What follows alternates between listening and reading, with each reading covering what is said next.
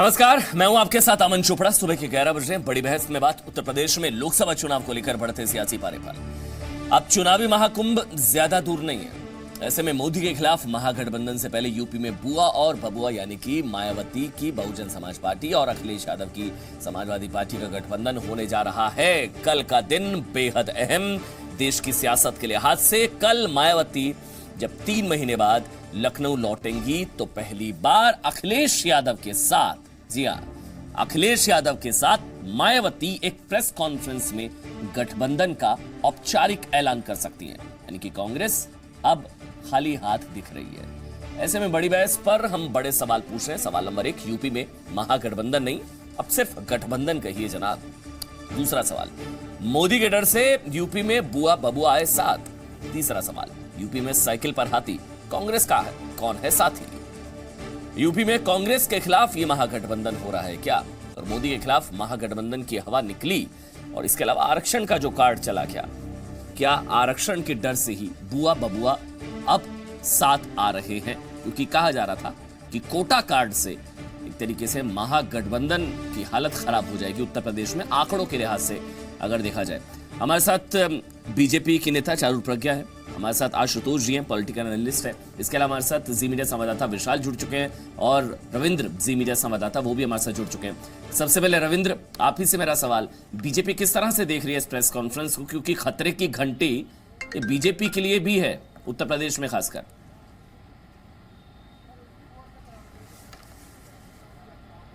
जाहिर तौर पर अमन, अगर एसपी बीएसपी एक साथ आते हैं, एक सुर में आते हैं, सीटों का बंटवारा अगर हो जाता है तो बीजेपी के लिए काफ़ी मुश्किल होगा वोट बैंक और वोट प्रतिशत के हिसाब से अगर देखा जाए तो। क्योंकि पिछले साल जब चुनाव हुए थे 3 सीटों पर, वहां पर बीजेपी को मात की खानी पड़ी थी। इसलिए अगर देखा जाए तो जो आर्थिक आरक्षण दिया गया है सवर्णों को, ये एक तरह से मास्टर स्ट्रोक हो और इसी जो समीकरण है इसकी काट के लिए कहीं ना कहीं ये मोदी सरकार का मास्टर स्ट्रोक माना जा रहा है। और अब आप देखिए कि लगभग 30 से 40 ऐसे सीट है उत्तर प्रदेश में जहां सवर्ण काफी अच्छी भूमिका में है और सीटों के जीत और हार का फैसला लगभग माना जाता है कि उनके हाथ में। तो बीजेपी ने इस गठबंधन की काट के लिए पहले ही एक मास्टर स्ट्रोक चला था। हाँ, इसकी भरपाई अगर करनी है तो बीजेपी की पहले ही से रणनीति बनी हुई है। आपने देखा कि अमित शाह खुद पश्चिम बंगाल में कितना समय लगा रहे हैं। प्रधानमंत्री नरेंद्र मोदी की रैलियां पश्चिम बंगाल, नॉर्थ ईस्ट में हो रही है। साउथ के जो एलाइज हैं उनके साथ भी प्रधानमंत्री ने कल ही अपने कार्यकर्ताओं को कहा है कि हमारे जो पुराने एनडीए के सहयोगी है उनके लिए रास्ते खुले हुए हैं, उनके साथ हम बातचीत करके अपने गठबंधन में फिर से वापस लाने की कोशिश कर सकते हैं। तो कहीं ना कहीं यूपी में थोड़ा खामियाजा भुगतना पड़ सकता है इस गठबंधन को लेकर। इसलिए आर्थिक आरक्षण भी दिया गया और दूसरे राज्यों में से इसकी भरपाई करने की भी रणनीति बीजेपी ने बनाई हुई है। ठीक है, मैं आपके पास आऊंगा रविंद्र। फिलहाल के लिए बहुत बहुत शुक्रिया। हमारे साथ विशाल, जी मीडिया संवाददाता विशाल भी से जुड़ चुके हैं। विशाल, यूपी के लिहाज से, उत्तर प्रदेश के लिहाज से ये खबर बीजेपी के लिए अच्छी नहीं है, क्योंकि 1993 बार बार याद आता है जब नारा दिया गया था, मिल गए मुलायम कांशी राम, हवा में उड़ गए जय श्री राम। तब राम लहर भी कुछ नहीं थी, आज मोदी लहर है, या नहीं, ये भी सवाल है।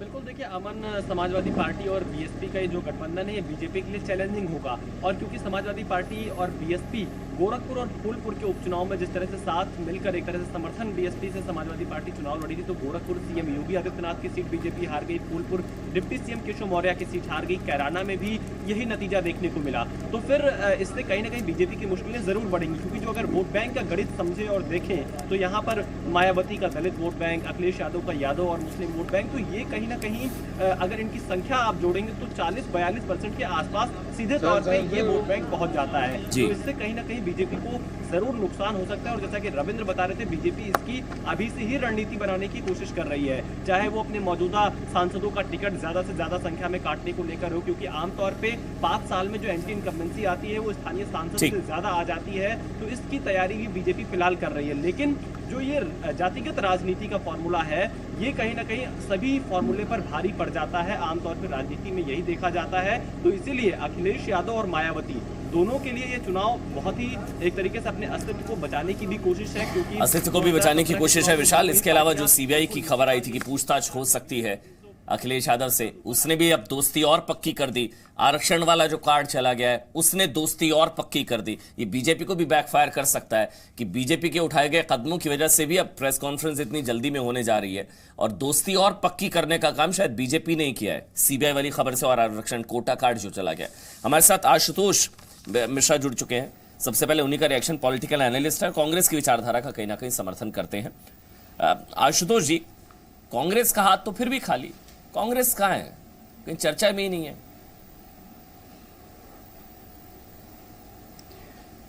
इसमें इसका जवाब शायद जो है राहुल गांधी स्वयं दे चुके हैं कि कांग्रेस को कम आंकना एक गलती होगी।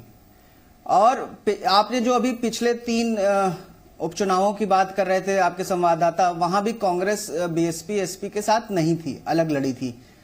तो इसमें अब जो हवा है उसकी अभी आप बात कर रहे थे बदलते हुए माहौल का, तो पिछले 1 साल में जब से राहुल गांधी जो है कांग्रेस के प्रेसिडेंट बने हैं, तब से उन्होंने जो है काफी जो है बीजेपी के 56 इंच के सीने की हवा निकाल दी अकेले। तो वही बात जो उन्होंने कही कि कम आंकना गलत नहीं है, पहली बात। दूसरी बात, मध्य प्रदेश छत्तीसगढ़ में भी हम देख चुके हैं कि ये पार्टियां अलग लड़ी थी, लेकिन बाद में इन्होंने कांग्रेस का ही समर्थन किया था। और यूपी में भी अगर बात करें तो 2017 चुनाव में जो है ये एक मत था कुछ लोगों का, जो उस समय एडवाइजर्स थे, कि कांग्रेस को अलग लड़ना चाहिए, क्योंकि कई बार क्या होता है कि जो पार्टी के खिलाफ एंटी इंक्यूबेंसी जो है वोट होते हैं, उसका नुकसान उसके साथियों को भी मिल जाता है। तो ये कई एंगल से आप देखिए। बस इसमें सबसे इंटरेस्टिंग बात जो देखने वाली है वो ये है जो कि बीजेपी ने अपना जो यूपी इंचार्ज हैं उनको बदल दिया, अमित शाह को हटा के दूसरा ले आए हैं। इसको इस तरह से भी तो देखा जा सकता है आशुतोष जी की गठबंधन तो बन गया, मंत्री कह रहे हैं अब महागठबंधन टूट साथियों को साथ लेंगे। अब इसको महागठबंधन नहीं कहना चाहिए, अब ये सिर्फ गठबंधन रह गया, अब ये महागठबंधन ही। नंबर 1। नंबर 2, आपने कहा कम नहीं आंकना चाहिए। सर कम नहीं, माफ कीजिएगा, आंक ही नहीं रहा है कोई, कम नहीं आंकना चाहिए। कांग्रेस को तो कोई आंक ही नहीं रहा है मेरे ख्याल से कि हालत क्या है, कितनी मजबूत है। 2 सीटों वाली हालत कर दी, ये सम्मान दिया गया, इस तरह से तिरस्कार हुआ है, कोई आंकने तक को तैयार नहीं कांग्रेस को। ठीक है, मैं आपके पास आऊंगा आशुतोष जी। पहले चारू प्रज्ञा आप कमेंट कीजिए। चारू जी, ये जो गठबंधन शुरू हुआ था, इसको महागठबंधन बोला ही इसलिए जा रहा था क्योंकि इसमें कांग्रेस एक वो पार्टी थी जो सारी पार्टियों को अपने साथ जोड़कर चल रही थी एंटी मोदी फ्रंट बनाने के लिए। लेकिन अगर हम आज देखते हैं, आप किसी भी स्टेट में जाकर देखिए, कांग्रेस को सबसे पहले साइड में कर दिया गया है। आशुतोष जी, आप जो बातें इस वक्त बोल रहे हैं, मैं आपको याद दिला दूं, समर्थन बाद में दिया गया होगा, लेकिन उस समर्थन को देते समय भी ये बोला गया था हम आपकी आइडियोलॉजी से सहमत नहीं है। अखिलेश जी ने भी बोला था कि आप बड़े एरोगेंट चल रहे हैं। अखिलेश जी ने बाद में ये तक बोल दिया था, अच्छा है कांग्रेस ने ही हमारा रास्ता साफ कर दिया।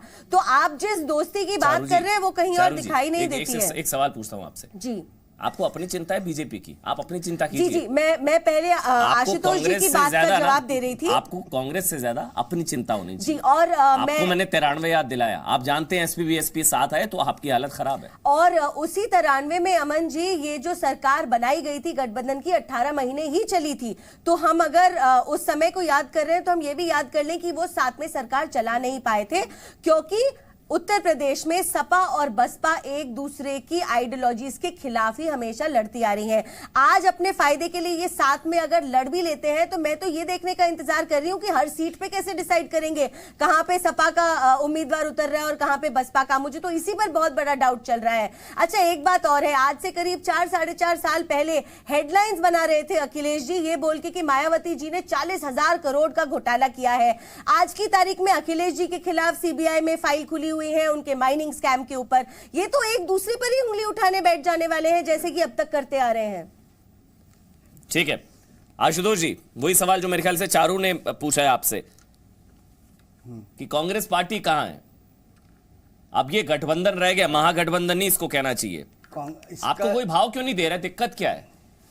आप कर्नाटक नहीं, बात उसकी नहीं है, बात यह है कि कांग्रेस का अपना खुद का भाव है, इसलिए कोई उसको भाव दे या ये जितनी पार्टियां हैं, चाहे वो बसपा सपा भाजपा हो, 2 सीटों वाला भाव, सब जो है एंटी कांग्रेस वोट्स पे एंटी कांग्रेस वोट्स पे बनती हैं। तो पहली बात तो इनको ये कभी नहीं बात हुई है कि जो है सपा और बसपा जो है अपना अस्तित्व बनाए रखने के लिए, जैसे कि कहा, एक उनकी अपनी कोशिश है।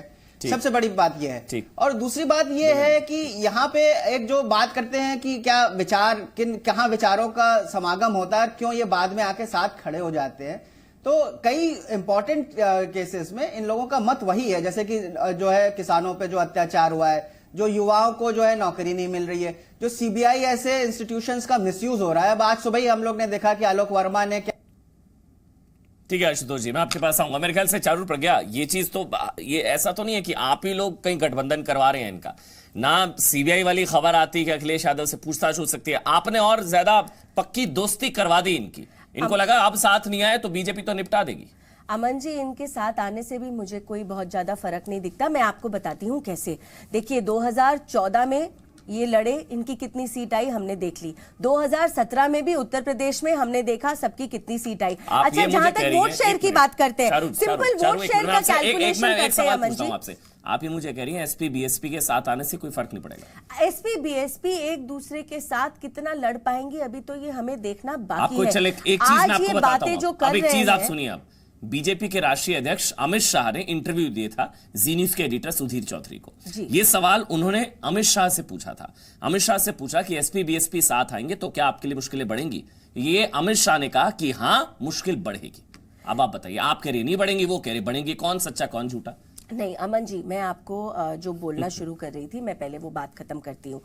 अब तक उत्तर प्रदेश में जो वोट शेयर रहा है सपा का और बसपा का, आप अगर उनको जोड़ ले जी 22.3% है, उसके बाद 19.8% है। अगर आप इसको जोड़ ले, ये टोटल भी अकेली भारतीय जनता पार्टी के वोट शेयर से कम रह जाता है। ये मैं आपको 17 की बात बता रही हूँ जी। अच्छा, वोट बट गया था, इसलिए था। और आज की तारीख में जिस तरीके से हमारी सरकार काम कर रही है, अभी हम जिस तरीके से आरक्षण को लेकर हम आगे बढ़े, हम किसानों के मुद्दों को लेकर आगे बढ़ रहे हैं, मुझको इस बात की कोई चिंता नहीं दिखती, क्योंकि मायावती जी खुद बोलती है मजबूरी की सरकार बनाने के लिए वो तैयार है। मुझे नहीं लगता हमारे देश की जनता को बेवकूफ बनाया जा सकता है। उनको एक मजबूत सरकार चाहिए, वो देखती आ रही है एक मजबूत सरकार किस तरीके के निर्णय ले सकती है, जो एक मजबूरी की सरकार कभी नहीं ले पाएगी। ठीक है, मेरे साथ नईम अब्बास बीएसपी के नेता भी जुड़ चुके हैं। मैं आपके पास आऊं नईम अब्बास, उससे पहले विशाल, ये जो जातिगत समीकरण समझा रही है बीजेपी के नेता चारू प्रज्ञा, एक बार अगर आप समझा दें कि एसपी बीएसपी साथ आ गए तो आंकड़े तो भारी पड़ेंगे ना बीजेपी पर, जो कि आ रहे हैं मेरे ख्याल से अब साथ। बिल्कुल, देखिए अगर मैं क्षेत्र वाइज समझाना चाहूं अपने दर्शकों को और चारू प्रज्ञा को भी, अगर पूर्वांचल की हम बात करें तो पूर्वांचल में यादव, दलित और मुस्लिम का जो कॉम्बिनेशन है वो हर सीट पर बीजेपी पर भारी पड़ता हुआ नजर आ रहा है। और अगर हम वेस्टर्न यूपी की बात करें तो वहां का दलित, मुस्लिम और जाट वोट बैंक, क्योंकि आरएलडी को भी इस गठबंधन में शामिल करना है, हालांकि कल आरएलडी को लेकर ऐलान नहीं होगा, आने वाले दिनों में आरएलडी को लेकर ऐलान होगा, तो जाट प्लस दलित प्लस मुस्लिम का जो वेस्टर्न यूपी में कॉम्बिनेशन है वो कहीं ना कहीं बीजेपी का खेल बिगाड़ सकता है। लेकिन यहां पर एक चीज ये भी है, जो ओबीसी वोट बैंक है, जो गैर यादव और गैर दलित जो वोट बैंक है, वो कहीं ना कहीं हमने जो पिछले चुनाव के नतीजे देखे, चाहे गोरखपुर हो, फूलपुर हो या कैराना हो, वो बीजेपी के साथ हमें जरूर इंटैक्ट दिखाई पड़ा है। उस वोट बैंक को भी बचाने की कोशिश बीजेपी यहां पर लगातार कर रही है। दूसरा, जो कि सवर्ण आरक्षण का जो बिल लेकर बीजेपी आई है, वो बीजेपी गठबंधन से निपटने से कहीं ज्यादा अपने वोट बैंक को बचाने को लेकर आई है।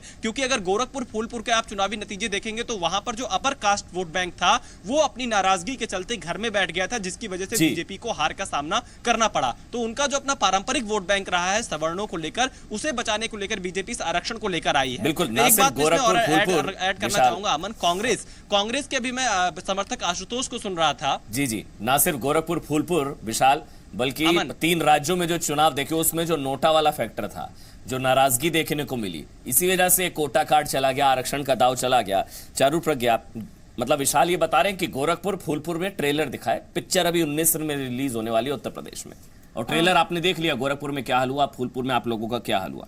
अमन जी, हम जिन चश्मों को पहनकर बाई इलेक्शंस को देखते हैं, हम उन्हीं चश्मों को पहनकर जनरल इलेक्शन, लोकसभा इलेक्शंस को नहीं देख सकते, क्योंकि दोनों को लड़ने के मुद्दे बिल्कुल अलग होते हैं।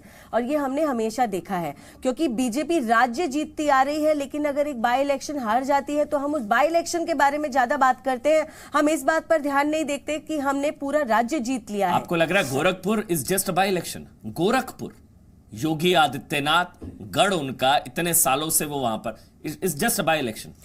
हर एक इलेक्शन जो Gorakhpur is just by election, एक पूरे स्टेट में जो नहीं लड़ा जा रहा, जहां पर पूरी स्टेट में आपकी मशीनरी काम नहीं कर रही, Gorakhpur is just by election. By election एक बाई इलेक्शन ही चाहे है, वो गोरखपुर हो, चाहे वो कहीं पर भी, चाहे वो प्रधानमंत्री की सीट, चाहे वो प्रधानमंत्री की सीट हो कल को, इज जस्ट बाई इलेक्शन। अगर वो सीट, अगर प्रधानमंत्री अपनी सीट से हार जाए कल को, इज जस्ट बाई इलेक्शन।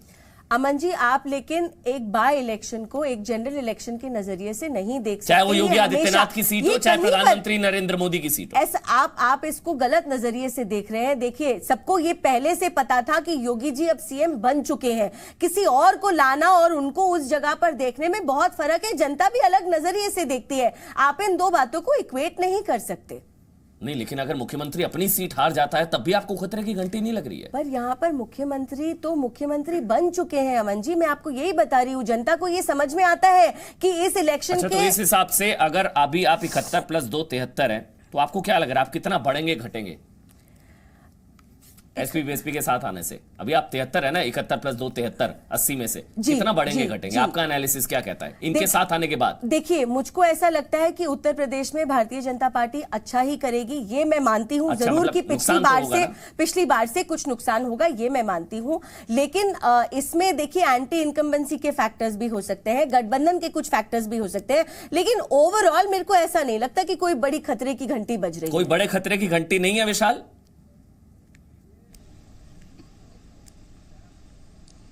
देखिए अमन, यहाँ पर बड़े खतरे की घंटी भी हो सकती है और इस बात को बीजेपी भी अंदर खाने मान रही है और इसी को लेकर वो अन्य राज्यों में इस वक्त तैयारी कर रही है बीजेपी की। अगर यूपी में नुकसान होता है, क्योंकि समाजवादी पार्टी, बीएसपी और आरएलडी का ये जो गठबंधन होगा, इसका वोट शेयर लगातार इतना ज्यादा होगा हर सीट पर, जिससे बीजेपी के लिए चैलेंजिंग हुआ निपटना। और दूसरी चीज, जो बीजेपी के सांसद हैं उनकी एंटी इनकम्बेंसी ज्यादा है उत्तर प्रदेश में। तीसरी जो सबसे बड़ी चीज निकलकर सामने आएगी इस गठबंधन के बाद, जातीय समीकरण को तोड़ना। क्योंकि कहा यह जाता है उत्तर प्रदेश में जब धर्म के नाम पर चुनाव होता है तो बीजेपी चुनाव जीत जाती है, लेकिन जब वही चुनाव जातिगत आधार पर आ जाता है, जब जातिगत प्रयोग होता है, तो बीजेपी के लिए हर बार चुनौती होती है। तो इस बार का जो चुनाव हो रहा है उत्तर प्रदेश में, अगर लोकसभा का जो चुनाव होगा वो जातिगत आधार पर होता हुआ दिखाई दे रहा है। और इसमें जो सबसे बड़ी बात एक है कि कांग्रेस इस गठबंधन से बाहर है, यानी कि जो कांग्रेस को लेकर गुस्सा रहता है वो गठबंधन के साथ गुस्सा लागू नहीं होगा। इसीलिए हो सकता है कि रणनीति भी हो सकती है कि कांग्रेस को बाहर करने की, लेकिन कांग्रेस आज भी उत्तर प्रदेश में सिर्फ और सिर्फ 2 सीटों तक ही सीमित है अमन, वो भी समाजवादी पार्टी और बीएसपी के बैसाखी पर सीमित है। अमेठी रायबरेली में अगर सपा बसपा अमेठी रायबरेली अपने कैंडिडेट खड़े कर दें तो राहुल और सोनिया के लिए भी मुश्किल खड़ी हो सकती है। लेकिन एक और चीज, एक छोटा सा मुझे ब्रेक लेना पड़ रहा है, एक और चीज जिस चीज का जिक्र आशुतोष ने किया वो इंपॉर्टेंट चीज थी कि अभी तो अलग अलग लड़ेंगे, बाद में एक हो जाएंगे। वही मध्य प्रदेश में हुआ, वही इससे पहले कर्नाटक में हुआ, कांग्रेस जेडीएस साथ आ गए, मध्य प्रदेश में कांग्रेस बीएसपी साथ आ गए। तो यहां साथ ना आना भी स्ट्रेटेजी हो सकती है, क्योंकि राष्ट्रीय पार्टी कांग्रेस, राष्ट्रीय पार्टी बीजेपी का ही वोट काटेगी। अगर साथ में होती कांग्रेस तो हो सकता है कुछ सीटें थाली में सजा के दे देती बीजेपी को, और बीजेपी के लिए भी पक्ष में यह रहता कि कांग्रेस गठबंधन में शामिल हो जाए।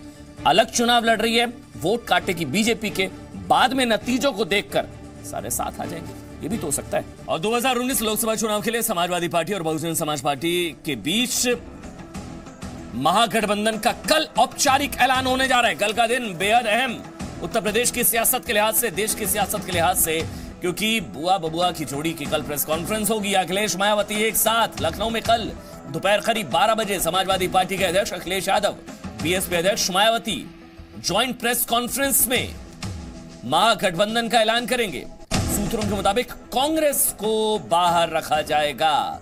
कमजोर स्थिति, कांग्रेस की कमजोर स्थिति को देखते हुए अब इस महागठबंधन में, बल्कि अब तो गठबंधन कहिए, महागठबंधन तो टूट गया, अब उस गठबंधन में कांग्रेस की जगह नहीं है।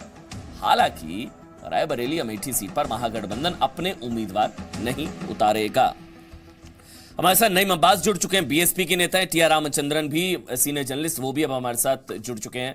सबसे पहले नईम अब्बास, मैं आप ही के पास आऊं। कांग्रेस को हल्के में क्यों ले रहे हैं आप लोग इतना? कांग्रेस को भाव क्यों नहीं दे रहे हैं आप लोग? अमन भाई पहले तो मैं आपका शुक्रिया अदा करता हूं कि आपने मुझे देख लिया कि हाँ मैं भी बैठा हूं बहुत देर से, तो इसलिए दूसरी बात का आपकी मैं जवाब देना चाह रहा हूं। देखिए, कांग्रेस को हल्के में कौन ले रहा है? कांग्रेस को हल्के में कोई ले नहीं रहा है। आप ये देखो कि उनकी 2 सीटों को तो हम छोड़ रहे हैं, उनको 2 सीट तो हम दे रहे हैं ना, एहसान कर, 2 सीटें हैं उनकी, 2 छोड़ रहे हैं तो और दिया जा रहा है, आप ऐसा नहीं है कि हम ठीक है, एहसान कर रहे हैं सर, 2 दे रहे हैं, दो वाली हालत है कांग्रेस मैडम की। आप क्यों परेशान हो रहे हो? देखिए नहीं, मैं परेशान नहीं हो रही अमन मेरे भाई मैं खुश हो जितनी रही हूँ। परेशानी देखिए, और वैसे जितनी भी आपकी बेचैनी, पार्टी की जितनी तो जो प्रथा बेचैनी, रही है ना, जितनी वो धोखा घबराहट, देने की रही है। सुन तो ली, आपको याद है ना, आपकी पार्टी की प्रथा प्रज्ञा, हमेशा से आप धोखा देने पिछले की रही 20 है। मिनट से बोल रहे हैं। आप गठबंधन की बात करते चलिए हो। बोलने दीजिए, वो बोलने दीजिए। नहीं भाई, बोलिए आप। अच्छा, आपने चंद्रबाबू नायडू को धोखा दिया, आपने पीडीपी को धोखा दिया, आपने वो धोखा नहीं दिया। आप चारू प्रज्ञा 20 मिनट से बोल रहे हैं, मैं तो बोल ही नहीं रहा था। चलिए बोलिए। लेकिन हम आपको बर्दाश्त ही नहीं होते, लगता है मुझे। ठीक है, बोलिए। आपका तो मैं लिख के लाई हूँ, कब किस को धोखा दिया। नहीं, तो मैं वही कहना चाह रहा हूँ। देख, अच्छा चलिए ठीक है, हमें भी मालूम है, सब एक दूसरे का पता है आपका, लेकिन आप धोखा देने में तो आप भी सबसे ज्यादा एक्सपर्ट हो, आप नहीं हो क्या? टॉपिक पे रहिए, लेकिन मुझे मेरी बात तो रखने दो मेरी बहन। जी, टॉपिक पे रहिए। हैं? मैं ये कह रहा था अमन भाई, जितनी घबराहट, जितनी बेचैनी, जितनी परेशानियां आज की डेट में, जब से फूलपुर, गोरखपुर, कैराना और नूरपुर हुआ है, बीजेपी को है, इतनी किसी को भी बेचैनी नहीं है। हमें इनके गठबंधन से कोई परेशानी नहीं है। इनके गठबंधन 44 पार्टियों के साथ गठबंधन है, बाकायदा, हमें कोई दिक्कत नहीं है। आप लड़ें, या आप बताइए कि आपने अगर जनता के साथ आप इतने फुल कॉन्फिडेंस में हो और जनता के साथ में आपने वाकई में काम किया है, तो आपको घबराहट किस चीज की है? ठीक, दूध का दूध, पानी का पानी होने वाला है। 2019 में आपको पता लग जाएगा। आप बार इस बात में क्यों? आपने तो देश का सवाल किया है। आप ये देखिए 15 लाख रुपए आए नहीं है। जर्नलिस्ट मैं भी समझना चाहूंगा जी, और सारे दर्शक समझना चाहेंगे। नहीं, बस हो सकता है आपके पास अंदर की जानकारी जी। कांग्रेस के साथ अलायंस क्यों नहीं हो पाया? कांग्रेस की एरोगेंस की वजह से, या राहुल गांधी के नेतृत्व में मायावती नहीं चुनाव लड़ना चाह रही थी? क्योंकि मायावती का कद भी कम थोड़ी ना है, वो भी पीएम उम्मीदवार हो सकती हैं। राहुल गांधी पहले से पीएम उम्मीदवार है। राहुल गांधी की एरोगेंस, कांग्रेस की एरोगेंस, प्रधानमंत्री पद का सपना राहुल गांधी, ये इक्वेशन क्यों नहीं बैठ पाई? ये अगर आप बताएं। नहीं अमन भाई, अगर आप अपने आप में सक्षम हैं कहीं पर, तो आप वहां चुनाव लड़ सकते हैं, आपको आजादी है पूरी। आपको जरूरत पड़ेगी कि मैं गठबंधन से चुनाव लड़ूं। जहां कांग्रेस के साथ गठबंधन होकर चुनाव लड़े जाते हैं ना, वो हारे जाते हैं, इसीलिए नहीं आए कांग्रेस के साथ। अमन जी, असलियत ये है। चारू प्रज्ञा जी, मैं हाथ जोड़ के गिनती करता हूं आपसे।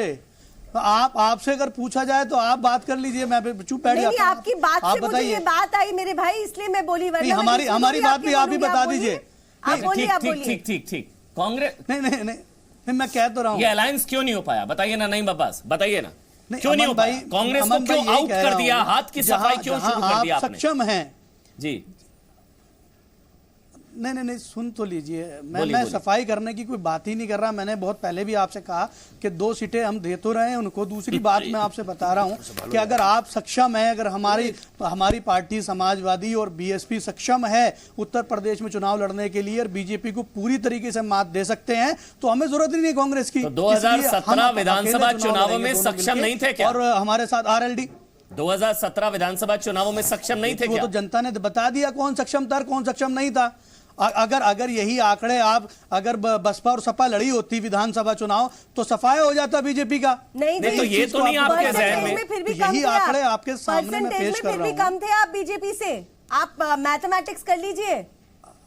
अरे आप क्यों परेशान हो रही हो? परसेंटेज बढ़ जाएगी, क्योंकि आपने जो लॉलीपॉप जनता को दिया था वो तो फेल हो गया। नहीं, जो आपने लॉलीपॉप जनता को दिया था, सपा और बसपा जोड़कर भी बीजेपी से कम है। मेरा एक मानना है चारू प्रज्ञा, अगर अच्छा आप सक्षम है, चारू प्रज्ञा आप मुझे बता दिए कि बनारस से अब आज भी पीएम मोदी चुनाव लड़ेंगे? आप इस बात को क्लियर करिए। अगर आपने काम किया है और बनारस को क्योटो बनाया है, तो आप मुझे बताइए कि आपके प्रधानमंत्री, हमारे प्रधानमंत्री मोदी जी क्या बनारस से चुनाव लड़ने जा रहे हैं? सपा वालों ने महिलाओं को वोट करने जाने नहीं दिया था। क्योटो बना दिया है, इसी बनारस में हुआ था। आपको मैं ताजे आंकड़े बता रहा हूँ। आप 2 करोड़ नौकरियों की बात करते हैं अमन जी, ठीक, चलिए, ठीक है। 2016 अब के आशुतोष और बिजनेस टीआर टुडे के रामचंद्रन, अकॉर्डिंग आपके पास आ रहा हूं। पहले 2016 से अब तक ठीक। 2 करोड़ नौकरियां चली ठीक, गई नहीं है भाई, देश नहीं में। भाई, आपने अपनी बात रखी। एक मिनट, 2 नहीं करोड़ बबास, एक मिनट, नहीं नौकरियां बबास, देश एक में चली मिनट, गई है, ठीक है, मिली चारू नहीं जी, है। चारू जी, एक मिनट, चारू जी, एक मिनट, ठीक है, चारू जी, मैं आपके पास आ रहा हूं। नहीं बबास, आपने अपनी बात रखी। ये आशुतोष बिजनेस टुडे जी, के- आशुतोष जी, बिजनेस आप टुडे के काउंटर अखबार करना के- चाहेंगे? मैं 2 आपको छोड़ तो दी, हेडलाइन बता रहा हूं। 2 दे तो दी, समझ रहे हैं ना इसका मतलब? 2 सीटें दे तो दी, और कितनी दे भाई? जितने में लड़ सकते हैं, जितने में जीत सकते हैं, 2 का लेवल 2 ही तो देंगे। देखिए तो कई बार क्या होता है कि ये प्री पोल पॉस्चरिंग भी होती है और ये उसी का एक हिस्सा है। अच्छा, जनता को और हम बेवकूफ लोग जब बना अगर रहे हैं मतलब। बात करते हैं पूरे उत्तर प्रदेश में पॉलिटिकल एनालिसिस की, तो उसमें आप एक बड़ी इंटरेस्टिंग चीज ये देखिए कि भाजपा में स्वयं पहले इन्होंने जो है गुजरात के पूर्व होम मिनिस्टर झारखंडिया साहब को इंचार्ज बनाया और अब उसके ऊपर जो है लाके जेपी नड्डा साहब को बैठा दिया। तो ये जो है, जो एक ये अनिश्चितता है, सर, आप वो जो बीजेपी है की आप भाजपा अपनी में भी चिंता कीजिए ना सर। दिख मैंने रही है चारू कि को हाँ, कहा कि मालूम चारू आप कैसे बीजेपी की जो है चिंता वो- कीजिए, सर, कांग्रेस की आपको मत मैं एक कीजिए। बात और आप बताती अपनी हूँ। चिंता कीजिए ना। बीजेपी का सिस्टम कांग्रेस जितना सक्षम कांग्रेस ने करता है ना, आप कांग्रेस सोच भी नहीं सकते ठीक है। बाहर को जो बैठकर। कहना था ठीक। वो तो साफ कह दिया है। ठीक। पिछले इलेक्शन में 22 जगह, मतलब जबकि वेव चल रही थी तो भी ऐसे, जिस इलेक्शन की हम लोग पिछली बात करते हैं जहां 100 सीटें के आसपास मेरे ख्याल में लड़ी थी कांग्रेस पिछली बार, उसमें भी 22 जगह जो है वो दूसरे स्थान पे थी, ये याद रखिए। और अभी आप नहीं, एक बड़ी अब्बास, याद interesting रखिए, बात सुन रहे हैं आपने ना? स्वयं कही अमन जी। नहीं, अब्बास, याद कि जो रखिए है आप भी। सवर्णों का वोट की बात कही। आपको बता रहे हैं, कांग्रेस को बता रहे हैं, हल्के में मत लीजिए कांग्रेस को। कि टीआर आपने बड़ी interesting बात की, रामचंद्रन, की। टीआर रामचंद्रन, कल प्रेस कॉन्फ्रेंस है वो भी अखिलेश मायावती की। कांग्रेस के पक्ष में जाएंगे। मैं तो सर इसको कहूंगा कि मरता क्या ना करता, यही हाल है।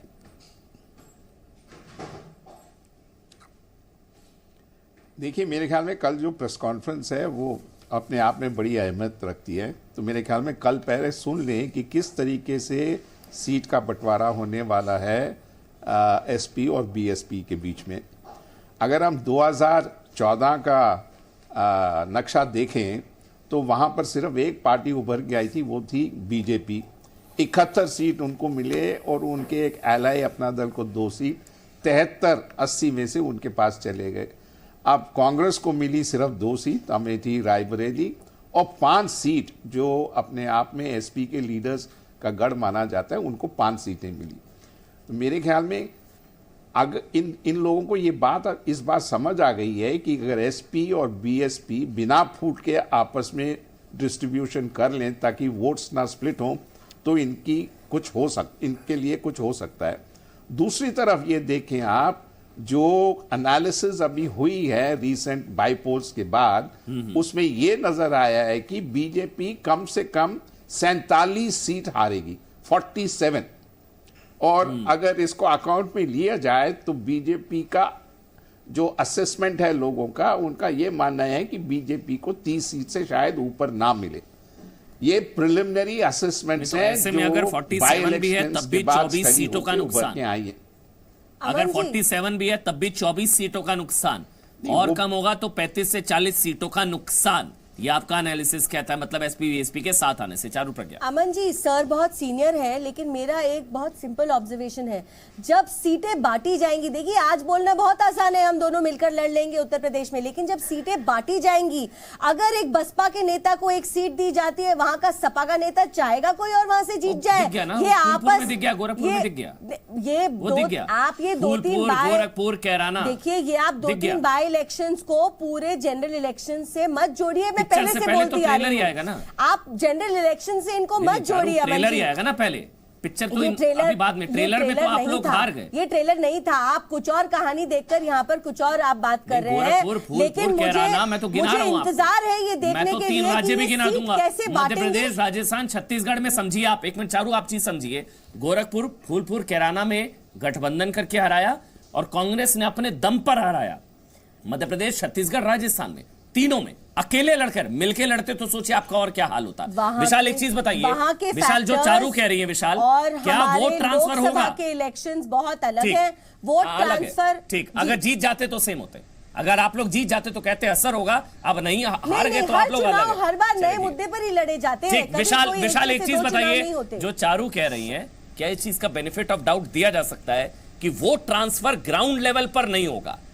जो काडर होगा, जो वोट बेस होगा, एसपी का कैंडिडेट लड़ेगा तो बीएसपी का वोट ट्रांसफर एसपी में नहीं होगा, ऐसा है क्या? बीएसपी का कैंडिडेट चाहेगा ही नहीं कि एसपी का कैंडिडेट जीत जाए। विशाल, देखिए अमन, अगर हम यहाँ पर तीन जातियों के वोट की बात करें, अमन, अगर हम उत्तर प्रदेश में मेन 3 जातियों की वोट की बात करें जो कि इस गठबंधन की नींव है, एक तो दलित वोट बैंक, एक यादव वोट बैंक और तीसरा मुस्लिम वोट बैंक। अगर दलित वोट बैंक देखा जाए तो वो पूरा का पूरा ट्रांसफरेबल होता है और मायावती जिस तरफ कहती हैं ये वोट बैंक उस तरफ जाता है और उसके नतीजे हमें गोरखपुर फूलपुर में दिखाई पड़े हैं। दूसरा यादव वोट बैंक जिसको अखिलेश यादव जिस तरफ जाने के लिए कहेंगे यादव वोट बैंक वहां जाएगा। तीसरा मुस्लिम वोट बैंक जिसके लिए कुछ कहने की जरूरत नहीं है, जो ये गठबंधन अगर बीजेपी को हराता हुआ दिखाई पड़ेगा तो मुस्लिम वोट बैंक इस गठबंधन के पास जरूर जाएगा। हाँ, यहां पर बीजेपी के लिए जो सबसे एक अच्छी बात है वो इस गठबंधन की बात ये निकलकर सामने आएगी, जो गैर यादव ओबीसी वोट बैंक है या जो गैर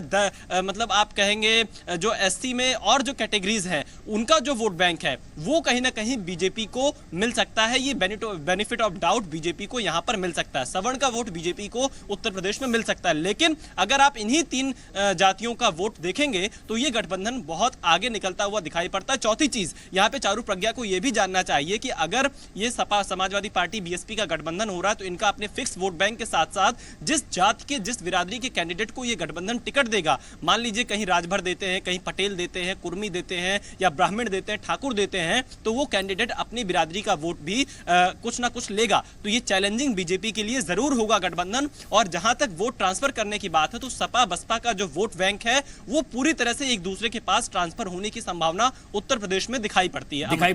टी आर रामचंद्रन जी, आपको भी लगता है कि वोट ट्रांसफर होगा? चारू प्रज्ञा कह रही है ऐसा नहीं होगा या वो होने ही नहीं देंगे।